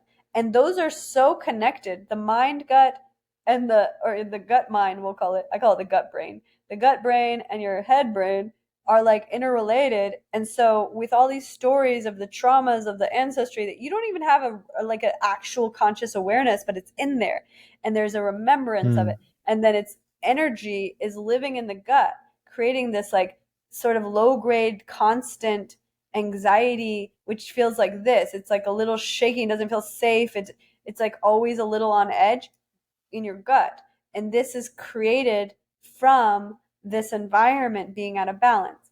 And this is happening in so many people. That's why there's so much of this 90% of Americans having gut issues. It's not the same in Europe. You go over there, they don't have it as much. A lot of it is actually within our culture, within the American tribe. We'll call it the soul family of what we're calling the American Yeah, the American Soul Family. Yeah. Yeah, this is I was doing some research as you were talking about the fecal matter transplant because is it also called fecal microbia gropita transplantation? Is that the same thing? Yeah, I think that's kind of the So I had to look science. this up because I the first time I heard this was in a South Park episode. So that was my first Oh, exposure to it. So I kind of took it as it being a joke. I didn't know that this was actually a thing. They actually have this whole thing with like the entire town's trying to get Tom Brady's like oh, stool so that they can all like use it. okay. Um, so I guess so. Here's like this abstract of one of the an article I found that's on BMJ Open Gastrology. I'll put a link down in the description for people. But the I abstract of can it give is you that the this link to my doctor. He has a great thing. It's Purity Clinic, but you can read even about the history of this, which went all the way back to Egypt and the okay. ancient times. They would do this in Asia Real as quick, well. what's the link for it while you're saying this? Purety Purity Clinic. Okay. I think it's Purity Clinic. purityclinic.com, I think. But he has Okay. a whole bunch Go of ahead. articles on the history of this, and they've done this for thousands of years in Asia, in Japan, in Egypt, and they would actually, during times when a lot of people got dysentery or different sickness, they were at such like a rudimentary, like very low level of scientific advancement that they would literally have you eat soup made out of poop, and then that would heal people. And they were learning that way. And then now they've evolved where you can do it in an enema or you can take a capsule. I mean, it's much better now, but I would have not been involved back then when it was like, have some soup. But it was healing people, it was helping. It did work even back then. That was like the interesting thing. And there's science, history that shows these things. So that's the interesting thing. It's not new technology necessarily. The only new technology is the delivery system and actually the testing that they do to the donor. So it's interesting because the testing is so rigorous. For example, I was thinking about this. I was like, who would qualify to be the person who could donate this? Like, who are these people It's a with good great question. gut health? And they said, okay, so you can never have had vaccines, you can never have had antibiotics, you can never have had uh like a whole list of stuff, right? You have to be like perfect gut health your whole life. And then basically you can't have had COVID even, and then you qualify, and then they'll do the donor or whatever. And so I was thinking, like, who are these people? At first, I thought maybe they're indigenous, tribal, like from the Amazon jungle, you know, like they must be somewhere else. And he said, no, these people are in Santa Barbara. He said 20% of the people that come there qualify. And they do a whole test and Wow. everything. They have great gut health. And I was like, wow, I want to live there, I think, because these people must be very cool. Yeah, I'm trying to find research on it, but it seems like it's a difficult one to find. But that's crazy that there's like this long history of it and how it all is just like interconnected. It seems like the best I can find here is that like in America, fecal matter or fecal transplant has been used in the US sporadically since the 1950s without much regulation. It has gained popularity in the US in the past few years, although experts estimate that a total number of treatments to date in the US remains below 500 patients. In late spring of 2013, the FDA announced it was classifying fecal matter as both an investigational new drug and a biologic, and that only physicians currently in possession of an improved IND application would be allowed to continue performing fecal transplant. This resulted in less than 20 physicians in the U.S. being allowed to perform fecal transplant. There was a groundswell of opposition from physicians and patients, and on June 17th, 2013, the FDA reversed their position and announced that qualified physicians could continue to perform FMT for recurrent C. diff only, with signed consents. That's what you were talking about earlier. Highly effective treatment, low cost, low risk, highly effective. Yeah, this is crazy. Do you select who donates their fecal matter to you? How does that work? No, they select. I mean, the doctor will select it, but there's even like a whole testing that you can do called the Nirvana biome that will get even more specific on like what your specific ancestry of your biome is, and then they can find someone that's the most closest match to that. So there's ways of getting like really specific about it, but I don't know. I think it's just so cool because I'm really into biohacking, and I've found like you can heal your ancestry, you can heal your trauma, you Yeah. can heal your consciousness, you can heal your gut. Like you don't have to suffer. Even when I was in a high school, right when I graduated high school, I got in a big car accident, almost died, and I got scoliosis. And all the doctors said you can't heal scoliosis. You just have to like go to chiropractors and but I always believed you can heal anything. So I just believed that, but I didn't have how. I just knew I'm going to find a way. And then one day I found a woman who had healed her spine with yoga, and she had scoliosis and she healed her spine with yoga. Wow. So it gave me hope, and that's really one of the things that got me on my path as a teacher in the yoga and healing arts is because I realized, wow, okay, so the reason for anything like any suffering that we have, let's say it we'll call it scoliosis or gut health, you have this because there's an element that needs healing, and it's your soul speaking to you through this pain or through this discomfort or through this misalignment.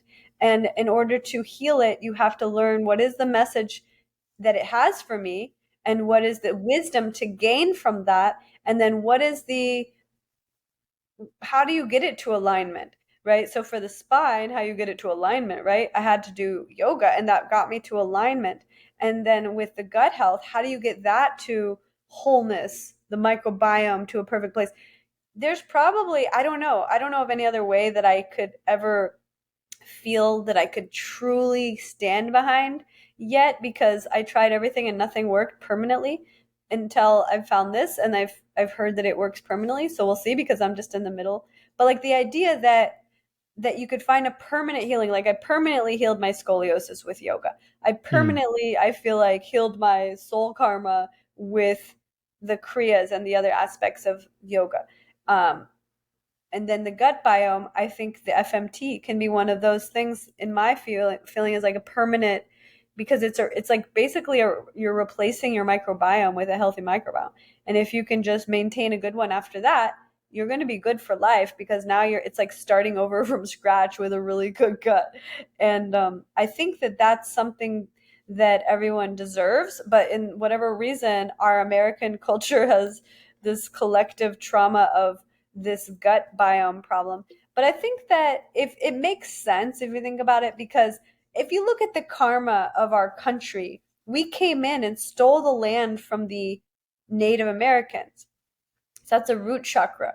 We were the ego aggressor of that.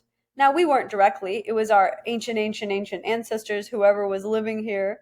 My family was from Europe, so we weren't directly related to that story.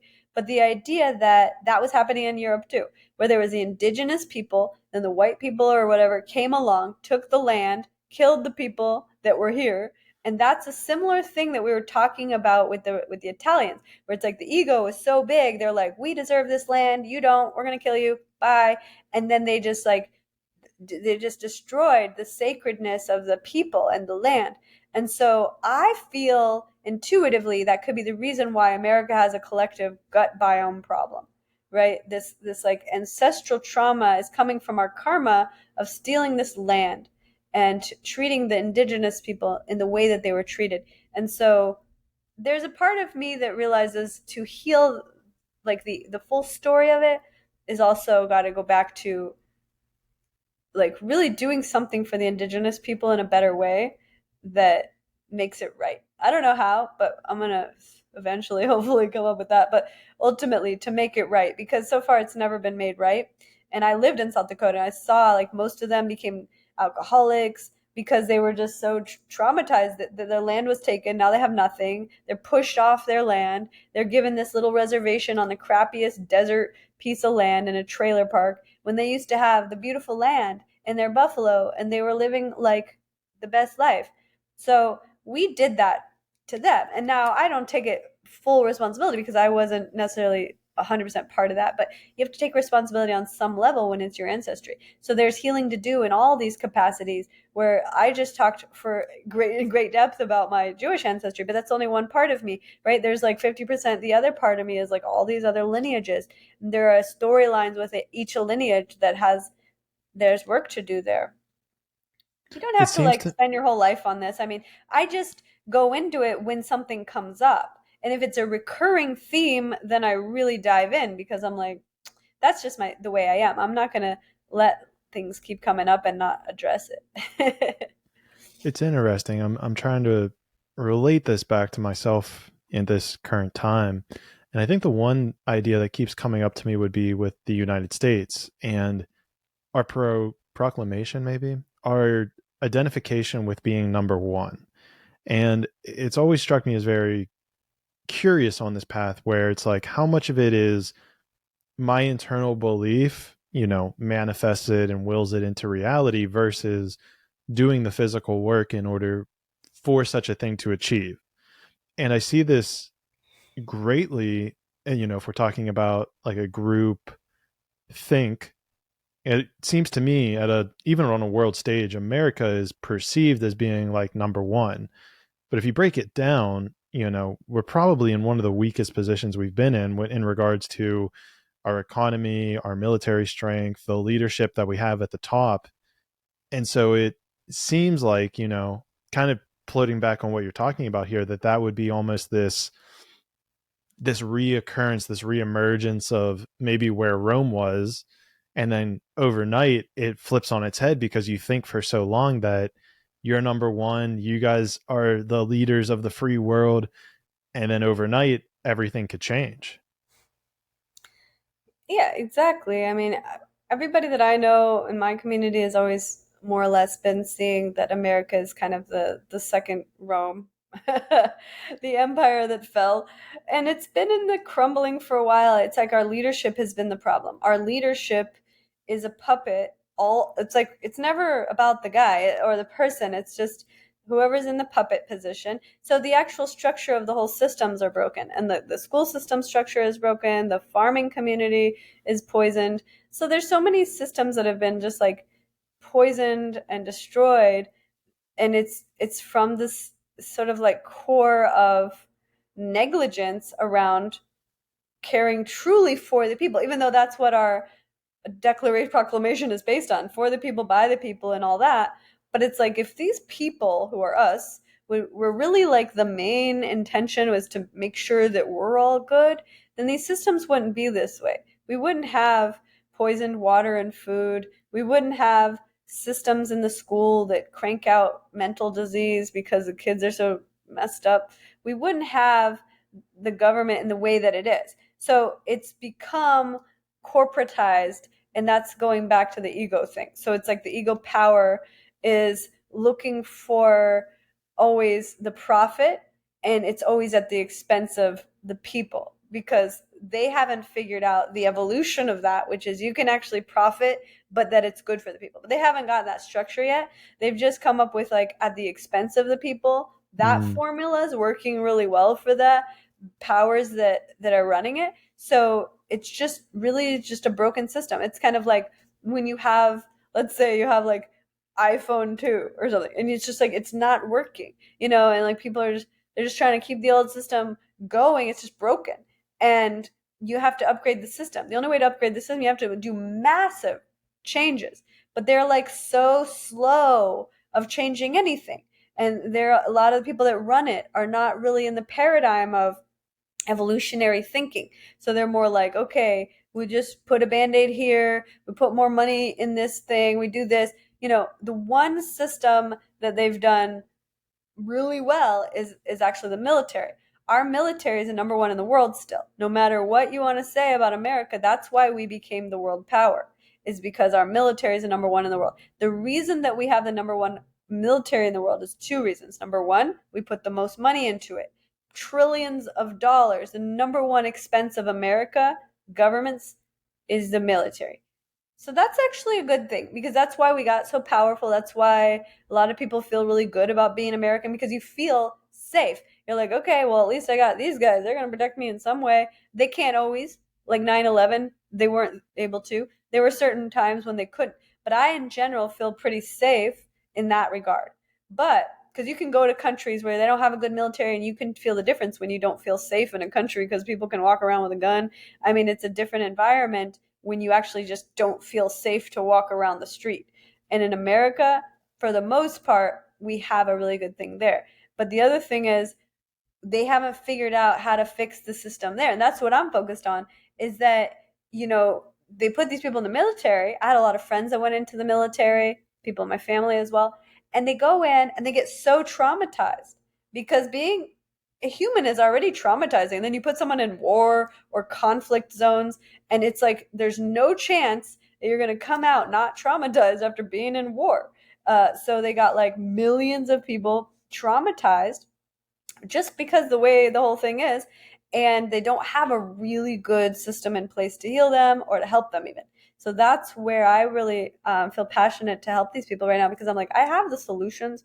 I figured out how to heal my own trauma. I've been healing people, millions of people's trauma for many, many years. And I'm like, I can really help them. And the government doesn't have a good system in place for that.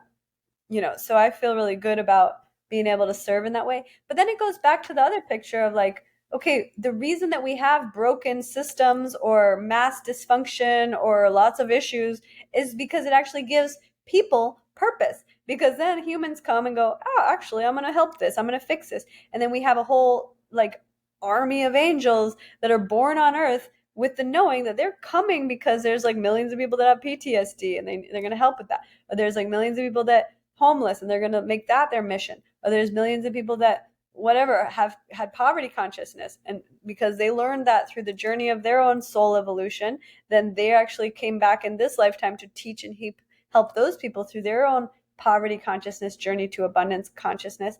And so each soul has a purpose, but the purpose is only born because of the pain. There's no purpose without any like thing to help people with. What are you going to come back? I mean, you can come and sing but if everybody was just singing and dancing, we wouldn't actually like evolve that much in that environment, right? So the soul would never choose that for like the collective to all just come back singing and dancing with unicorns. It had to have this like duality of like dark and light, pain, and then angels to solve the pain, and people that have been through it to like help them through it. And like that's really what humanity is all about. That's what they teach in the Kabbalah. That's what this symbol, which is the flower or the Hmm. tree of life. This is the symbol of Kabbalah. It's a sacred geometry that represents that. It's like, the ascension of the soul, which starts at the lowest consciousness and it rises to the highest consciousness. But the highest consciousness, that soul comes back after been through many lifetimes of lessons and learning and wisdom gained, and comes back fully equipped with ways to serve, ways to help others through their journey. And they're going to be the torchbearer that's going to lead the people from darkness to light, or through the desert from Egypt into Israel, whatever you want to call that. But there's like always going to be those leaders that come back that have been through it. And now they've learned those lessons. Now they're going to teach. And that's why you see teachers and leaders and masters and healers and people that are in a different position coming back to help everybody who's still going through it to come to that next level of evolution. This is very interesting.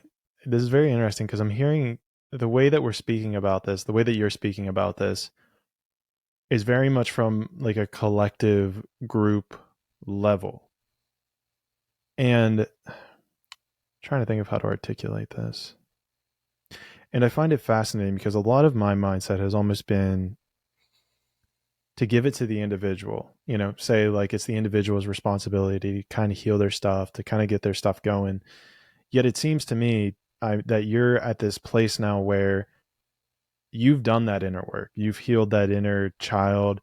You've been doing this for years. I think I saw 18 years is what you had written down Yeah. on like yoga. Just crazy. So kudos to you I've on been that. teaching for 18 years. Yeah. I was even The, on YouTube since 2006. So I was like oh my, 15, 16 years. since the beginning almost. So what I'm seeing, right, and I'm just kind of looking at this your story because I feel like your story is actually a little bit different than the typical person that I've talked to on this podcast, because it seems to me as if you're now at this point where the way that you're viewing it is more of this massive impact that needs to either be shifted or changed, or the way that we can look at things. Whereas I feel like the people I used to have is more like introspective on the individual. Do you feel like you're at a point now where you're trying to take on a bigger challenge of I don't know whether it's like running for a political office or trying to have a, because that's what I'm hearing. I don't know if No. you're saying it on purpose, but I have this feeling that you got Never. this like Never. I bigger just thing going see. on. Okay, I just see. I'll tell you. I just, like I said from the beginning, I have this visionary consciousness. Even from a kid, I was like this. I could always see. Like I'm a seer. So I just see the big picture. And that's what I'm describing when I speak of collective, because I see the big picture. Like if I talk about the individual, I can talk about that too. Like I did that for my whole life. But I feel like most people don't understand the big picture. So it's like great to talk about the individual picture, but I feel like a lot of people talk about that. And we can go down that road too. I mean, that's like lifetimes of those conversations. But I felt this conversation, because we were more sort of like talking about the ancestral healing. These things are more like, to really understand it, you have to understand the collective. Like you can't see yourself as like a separate entity of the whole if you really want to heal it. There is no me without you. Like there, we don't even exist without the idea of each other as a consciousness on planet earth. Like that's the paradigm shift, because most people, they just see themselves, like they're like, oh, I'm going to focus on myself. And that level of healing will only get you so far. That's where the healing trap is. Self, Hmm. self, self. I got to heal myself. And it's a loop that doesn't get you to the healing, because the healing is the wholeness, and wholeness is the oneness, and the oneness is the unity consciousness, and unity consciousness is beyond self. So if you're always just looking at self, self, self, you're never going to get to the place of full wholeness, of healing, because that's the separation. So that separation will only get you so far. You need to do the inner work. You need to look at your specific story, your specific inner child, even your specific ancestry. But the energy has to be of the collective, of me and you, me and my family, me and the story of humanity, me and the earth. That we have this energy that we are not separate. So when we start to see ourselves as separate from the earth, that's when we treat her badly, right? That's when we have destroyed her. And when we see ourselves as one with the earth, that's when you see the natives and the indigenous tribal cultures. They are living in full experience of oneness with nature. And I've been in those environments my whole life, in their tribes, in the jungles and everything. And they embody this, what I'm saying, which is this oneness with nature. And nature is Mother Earth, that we're going to use that word, Gaia, however you want to use the word. So they embody that. But then there's oneness with humanity, there's oneness with the universe, there's oneness with consciousness in general.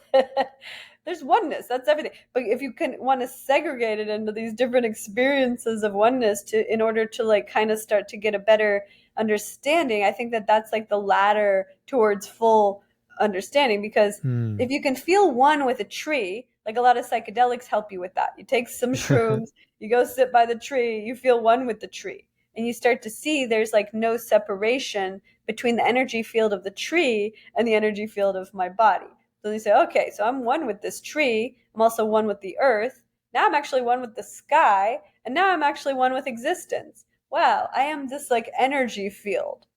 Okay, if I'm one with all of that, then how can I not also be one with you, Clayton, or all of humanity, or all my ancestry? And so you start to see that if you don't feel that way, that's where your work is.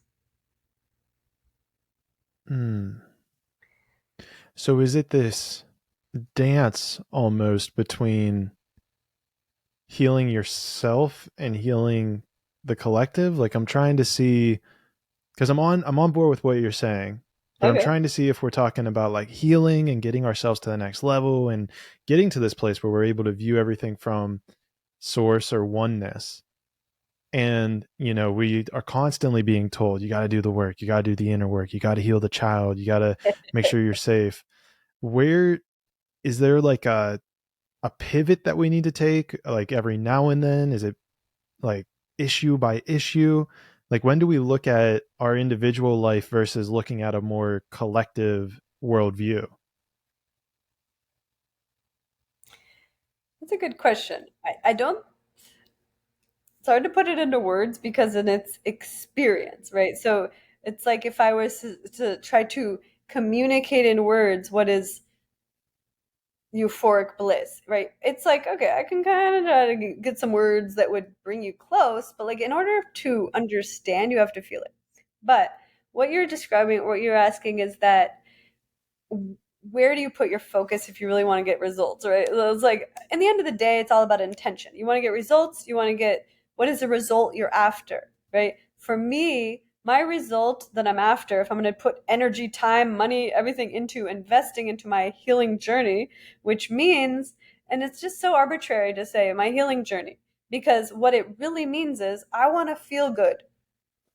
There's really Mm. nothing else, right? It's like I want to feel good and I want the things that I'm excited about to manifest properly. And if that happens, that's a healed energy. Like you don't really need more than that, right? So, what is keeping us from feeling good and what is keeping us from being able to manifest our life to be exactly how we dream? Well, that is how I built the Flow State Institute because I started to think about that. I was like, okay, well, what does it really take to heal all that, whatever you want to call it? And I just boil it down to one thing: removing any blocks to the flow. So if you're in flow, if you've ever had the experience of being in flow state, where you feel like your life is just flowing, like you think of something, it manifests, you feel great, like you woke up with energy, you feel amazing, like everything's going well, like positive vibes. That's Mhm. flow state, right? And maybe like you're even doing something, you're speaking, you're singing, you're writing, and it's just coming out like the perfect words, the perfect energy is just like there. That's flow state. And there's different ways that it happens for different people. But I learned this very young. So I used to live by a river and I used to watch the river and I would watch it and it just taught me so much. And I feel like I had a soul, probably lifetime of like Taoism. And I just learned all this about the Tao. So in the Tao, like it's the nameless, like you can't put a name on it, right? So this, like, that's what they always, like Tao Te Ching, they talk about that. Like the one that is nameable is not the Tao. That's actually one Okay. of the precepts. But anyway, with that being said, I'll try to explain what I'm trying to say. So, this energy, which we'll call it oneness, we'll call it like the collective, you've put different words into it. I've said it in different ways, but it's the same thing. I call it the flow state, to be one with everything, the Tao. Okay. This energy is everything. Like there's no other thing than that. We're all that. That's what I was describing when you take a shroom and you sit by the tree. You get it. Okay. If you get it, now how do you carry that knowing and that experience of energy into everything in life? So that you're Mm. experiencing it in your individual self, you're experiencing it with others, you're experiencing it in your work, you experience it even if you're in your darkest sickness moment where you're in pain, but you have an awareness that it's there and you can see it because you're so deeply connected to the Tao that there is no separation between self and everything. Mm.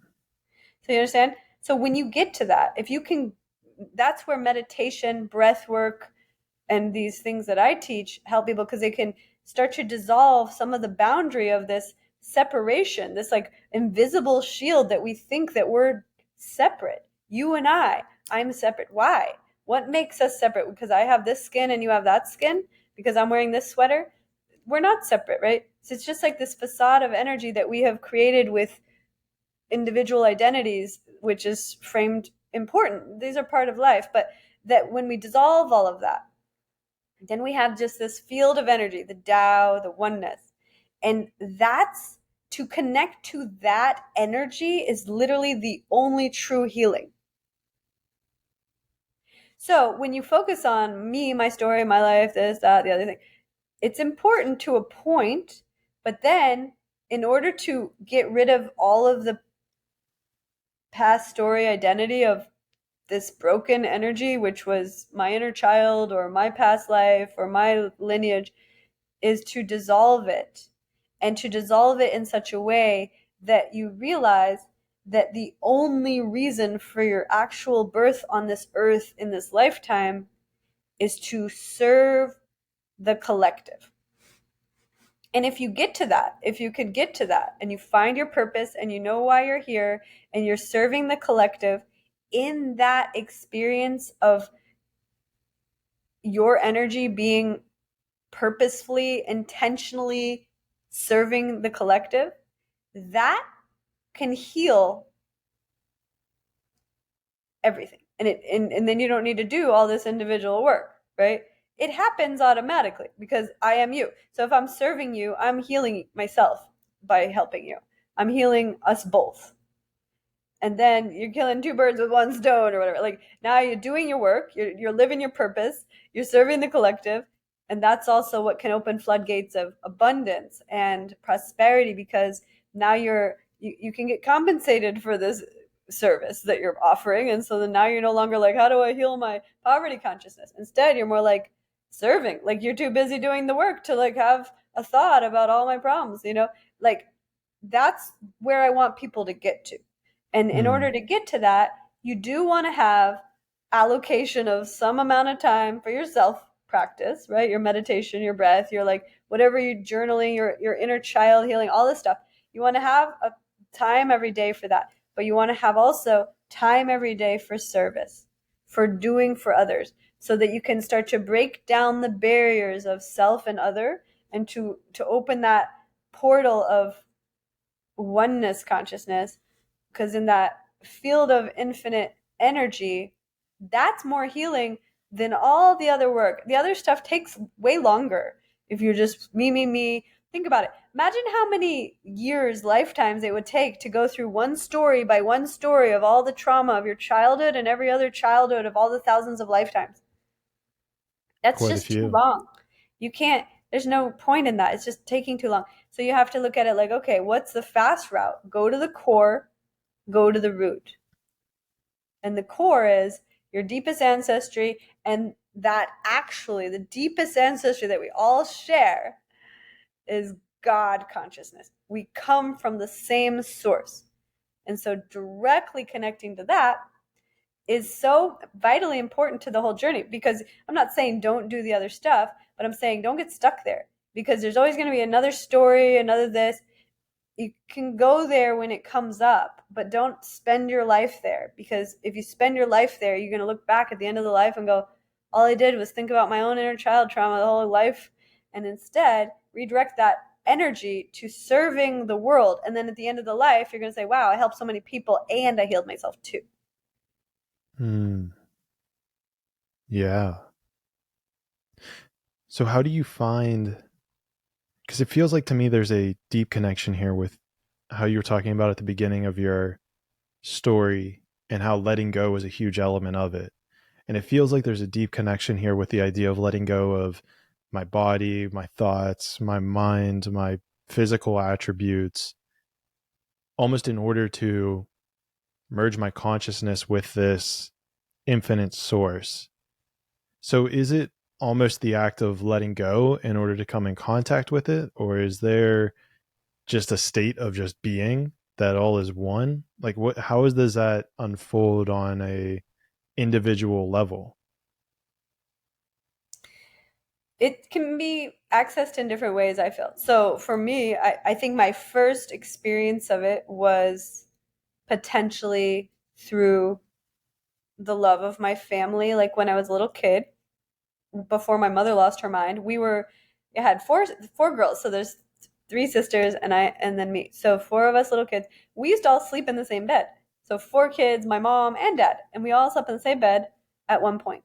And it was interesting because I look back on that, even though I had so much trauma, that was a teaching that helped me install a program in a very core level of unity energy, where it was like, we're just a puddle of energy. We always saw ourselves as like a litter of kittens. Mm-hmm. It was like this puddle of energy, right? Four kids, parents, everybody's in that bed, and it's an energy. Whereas you see the Western culture a lot of times, like your bed, your room, everybody's separate. But anyway, so I learned a little bit there, and then also my parents were into psychedelics. We lived in nature. I started taking psychedelics at a young age, so psychedelics was the second thing that really taught me, and also nature was always teaching me this. Is like I would feel the energy of the nature, the trees, the forest, the river, and so nature is always teaching it. So I was learning it along the way. And then later, when I got introduced to yoga in the bigger way, where I was doing like very deep practices, breath work, kriyas, mantra, and I felt through the journey of breath work, specifically kriyas and mantra, even asanas to an extent, but not really, but specifically those three: breath work, which is the breathing, kriyas, which combines breath work with a mantra and a movement, and then mantra, which is just a repetition of words but musically, that those three things had a very distinct impact on my ability to dissolve this barrier field, because you get to a point where you merge with the infinite, like you're no longer even feeling I have this body, you're over there. It's just you feel this energy and you just become one with it. And that's what I'm talking about. So the way that in the yogic tradition we teach it is by these practices, because there's specific the technology that's backed by like Harvard and all this research that show, they don't talk about this part, but this is the part that's interesting to me, is that it can dissolve that feeling of separation, that feeling of here I am and all my problems and there you are and your ancestry and all this separation. Instead, all you feel is this field of interconnectedness, which we call oneness. And when you feel that energy, you can't, it's beyond the mind, and it's beyond even words. There's a word for it in yoga that they use the word ineffable. Ineffable means beyond words, which is basically the highest state you can attain, which is, I also sometimes call this flow state, but basically the idea that it's beyond words. It's a feeling that's just total oneness, interconnected with everything. And if you can access that state at least a little bit, you start to catch a glimpse of what I'm talking about. And then the more you dive into it, like you do these practices more often, let's say every day, I always encourage, and if you can, and then do it more often and for longer periods of time, and you try to build your endurance on how long you can hold that state and to stay in that field of infinite consciousness. And if you can keep stretching it, that's really where the magic happens, because then there comes a point where you get to a place where there's no question that that's all that exists, and that this other realm that everybody else is operating in, which is me, mine, you over there, and the separation between, is a limited construct that's keeping a lot of suffering perpetuating on earth. This thing that you're talking about, is it similar to, I believe I was introduced to it called Kapal Samadhi? Nirva Kapal Samadhi. I think I might Samadhi, yeah. pronounce So samadhi is the Samadhi. word. So in yoga tradition, that's a Sanskrit word. It's the highest level of meditation, which is exactly what I'm talking about. It's like total absorption is another word for it. It's like total absorption with everything. That's the feeling of it. Samadhi, where you're no longer in your mind, you're no longer in the thinking pragmatic part of the brain. Instead, that's shut down, and you just merge with this infinite consciousness energy, and you feel this like total freedom. Like it's a liberation from thoughts, from identity, from any constructs, programs, beliefs, and you just go into this infinite field. So that's called samadhi, and it's really the highest attainment other than just pure enlightenment. Enlightenment is where you're in samadhi, but you're just always in samadhi, but you can still operate your life. So that's enlightenment. But like samadhi is where you can access that state for a period of time. You could do it for like 5 minutes, you could do it for 5 hours, but like the attain, or like the aim of yoga, or the whole path is to get to that and to be there all the time. That's really my goal. Like if you can just access that all the time, and like so far I never got to where I'm always able to hold that 100% of the time, but if you can stretch it, you just keep stretching it and stretching it until it's like more often, and then for longer periods, and then you learn hacks. And that's what I built my whole school around at Flow State Institute, is teaching people how to like access that, how to use that for healing, how to like heal others with that, and how to build a whole life and a career of service around that. Because Hmm. everything is that, like that's literally everything. But like if you don't understand even that it exists, and then you don't know understand how you can like harness the power of that in unique and powerful ways that are aligned with your purpose of life, in order to utilize that energy to serve the soul purpose that you came here for, and to serve humanity and the collective. But if you can learn that, that's when you're in flow state. Mm. So do you feel like you've accessed or you've performed samadhi then at some point? Absolutely. That's what I was saying. Samadhi is a state. So it's like you get Hmm. to a point where you can experience, it's like bliss. Have you ever felt bliss? Have you ever felt joy? Have you ever felt ecstasy? These are states. So samadhi is a state, but it's a state of above bliss, joy, and ecstasy where it's just ineffable and you just have like not even the awareness of self, right? So that's the Mm. difference. It's like instead of bliss or joy, where you're like, you're still very aware that you have this self that's experiencing the joy, right? But if you're like samadhi, you're not even in that part of the brain that identifies of a self. So it's something higher than bliss. It's no longer, because to be in bliss, you have to be in the human body.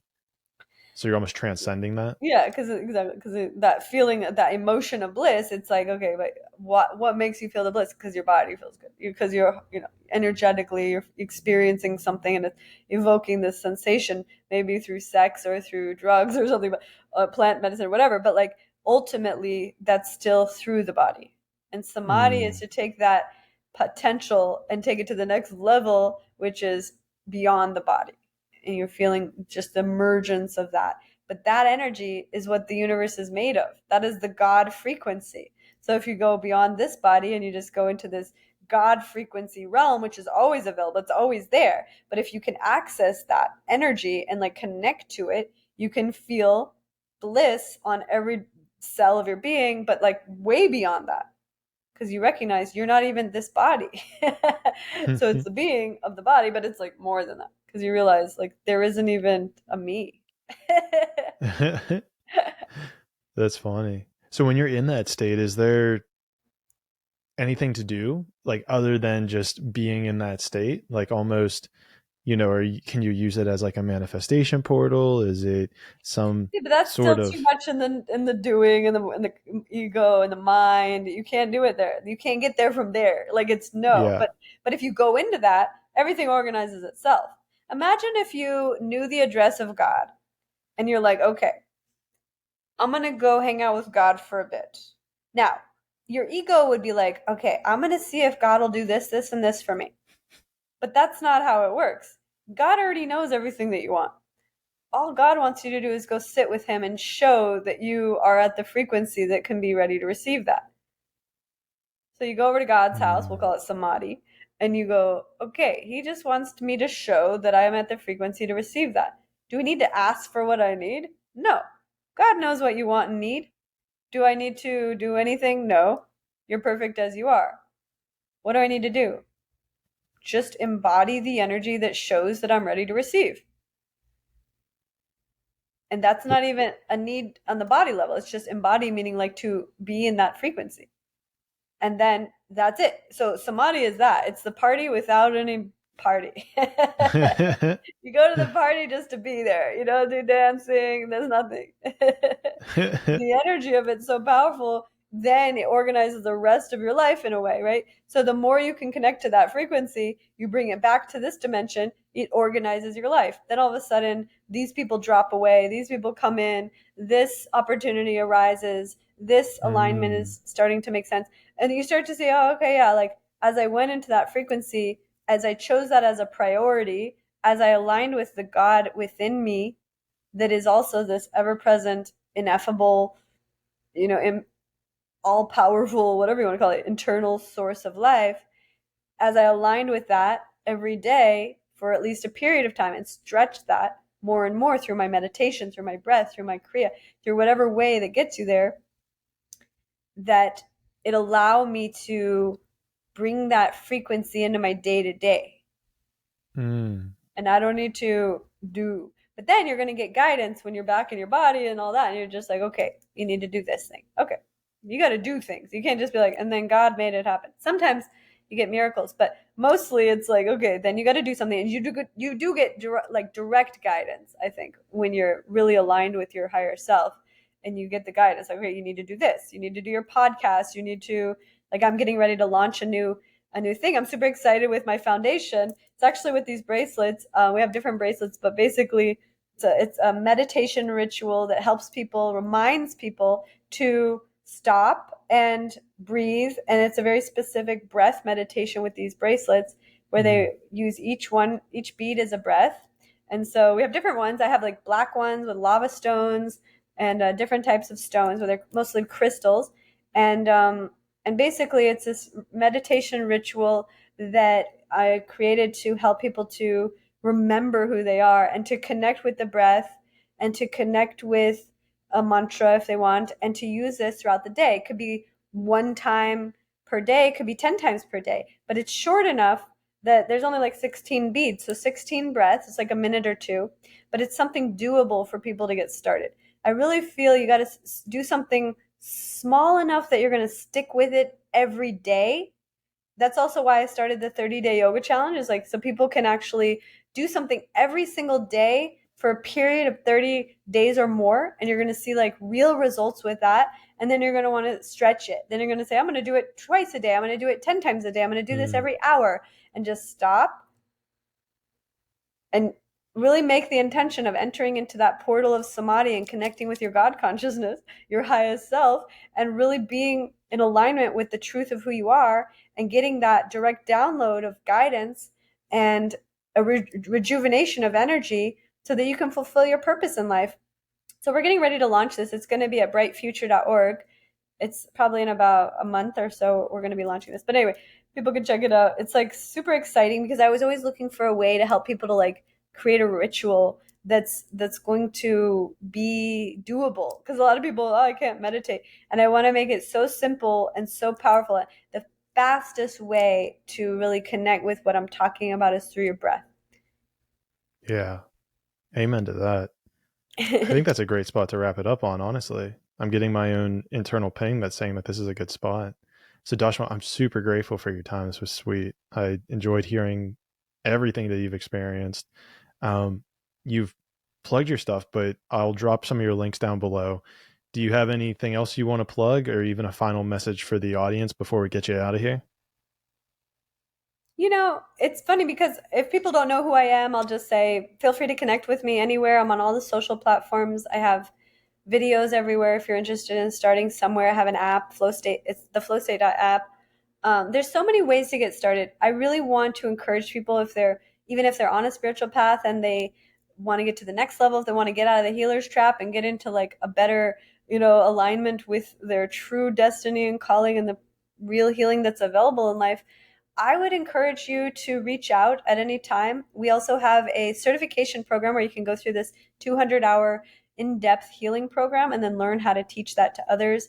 I've taught this to people. Thousands of people have graduated, been certified through the Flow State Institute. And my mission is to train people on how to heal themselves and how to heal the world with these practices. And I really believe that the more we do that, it's a ripple effect that's going to really change the trajectory of humanity on Earth as people awaken to this understanding of a higher consciousness and our collective responsibility of the oneness that we are, of healing each other and really staying true and connected to that higher source of life within us so that we can be the embodiment of God on earth.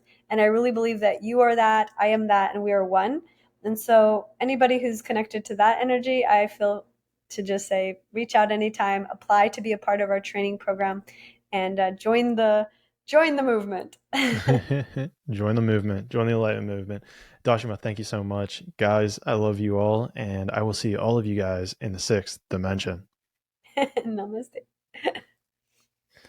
And we're out.